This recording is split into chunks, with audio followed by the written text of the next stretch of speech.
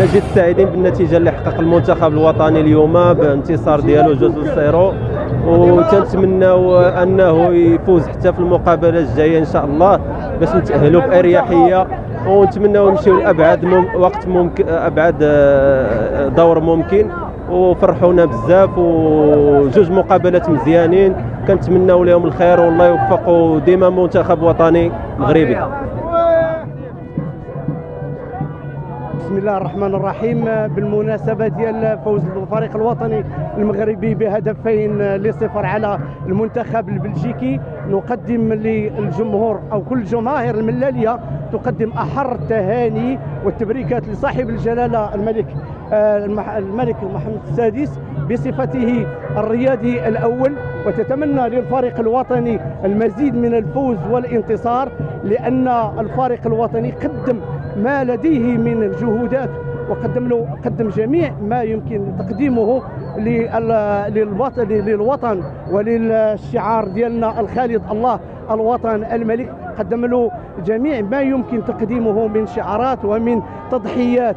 نشكر الفريق الوطني برئاسة الوليد الركراكي، ونشكر ونهنئ الفريق بهذا الفوز، ونتمنى له الانتصار في المقابلات المقبلة حتى يمكننا أن نولج إلى الدور الثاني.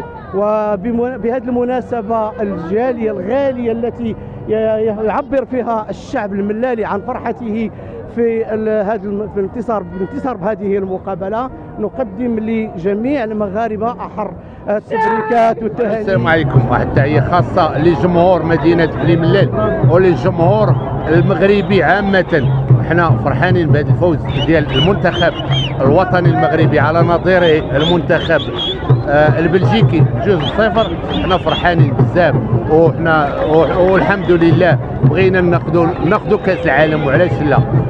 وهذا الجمهور هذا ديال رجاء بني ملال جمهور غفير، هانتوما تشوفوا حدث هذا واقعي، غادي يبقى تاريخ، غادي يبقاو الناس ديما يتفكروا ولادنا ولادنا حتى هما غادي يبقى يقولوا من الوالدين بان في المونديال ديال 2022 ديال قطر المغرب ربح نظير، والمغرب لعب وكانوا اللعابه في المستوى، وتنتمناو للجميع التوفيق. ومن هذا المنبر تنقول لهم بان وليدات بني ملال والشباب ديال بني ملال وستار بوي والجمهور ديال ستار بوي هما تيعرفوا وتيقولوا بان احنا باغيين، وان شاء الله الرحمن الرحيم غادي يكون ديما الفوز وفوز زوين. السلام عليكم. حنا جيت فرحانين بهذا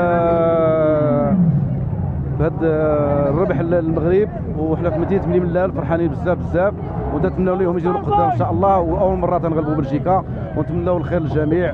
المنتخب المغربي اللي دار واحد المبادره طيبه ولعب كلهم في المستوى، وتشكروا الاذاعه ديال